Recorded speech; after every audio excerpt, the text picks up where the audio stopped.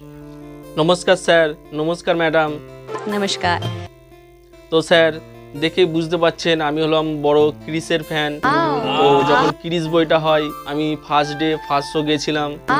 তারপরে যখন ক্রিস 2 বার হয় তখনও আমি ফার্স্ট ডে ফার্স্ট শো গেছিলাম। যখন ক্রিস 3 বার হয় তখনও আমি ফার্স্ট ডে ফার্স্ট শোতে গেছিলাম। কেননা স্যার আমার ক্রিস বই হেভি লাগে, হেভি সুন্দর লাগে। আর আমি ঋত্বিক রোশনকে খুব পছন্দ করি। ছোটোবেলা দিয়েই আমার ঋত্বিককে খুব ভালো লাগে। তো স্যার তাই আজ এসছি আপনাদের কাছে গান করতে। এই গেট আপে দেখি আমি কতটুকু গান করতে পারি।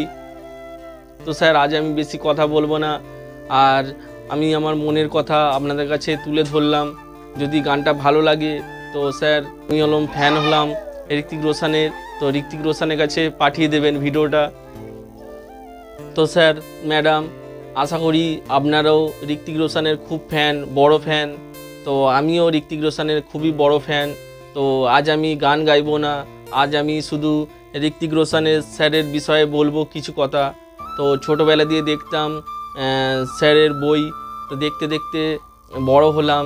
বড় হওয়ার পরে এখনও আমি ঋত্বিক রোশন স্যারকে খুবই পছন্দ করি। আমার বেস্ট অ্যাক্টর হলো আমার কাছে ঋত্বিক রোশন। তো ক্রিস বইটা থেকেই বেশিরভাগ শুরু হয় আকর্ষণ, ঠিক আছে। তার আগেও আমি পছন্দ করতাম, কিন্তু ক্রিস বই দেখার পর থেকে আমার মনের মধ্যে খুবই আরও ভালো লাগে, বেশি করে ভালো লাগে। তাই আজ আমি কোনো গান গাইবো না, শুধু এই কথাগুলো আর ঋত্বিক রোশন স্যারের কাছে পৌঁছে দেবেন স্যার। আর যদি ভবিষ্যতে কোনো দিন চান্স পাই বলিউডে, তাহলে আমি ক্রিস মুভির মতন এরকম টাইপেরই বই আমি করতে চাইবো। আর ঋত্বিক রোশন স্যারের সাথে দেখা করতে চাই। প্লিজ আমার এই ভিডিওটা ঋত্বিক রোশন স্যারের কাছে পাঠিয়ে দেবেন, যাতে উনি দেখে ভিডিওটা, দেখে ওনার কি রিয়াকশান থাকে। আর যদি পৃথিবীতে কোনো বড় ফ্যান হয়ে থাকে সে হলো একমাত্র আমি।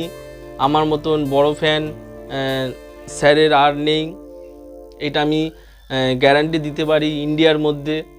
তো sir, Neha ma'am, Himesh sir, তো এই কথাগুলো, আর হয়তো উনি বাংলা বুঝতে পারবেন না, কিন্তু আপনারা হিন্দিতে ভালো করে বুঝিয়ে দেবেন যে আমি কি বলতে চাইছি আর আমি কি বলছি। তো আজ আমি এখানেই কথাটা শেষ করছি। আজ আমি কোনো গান গাইবো না,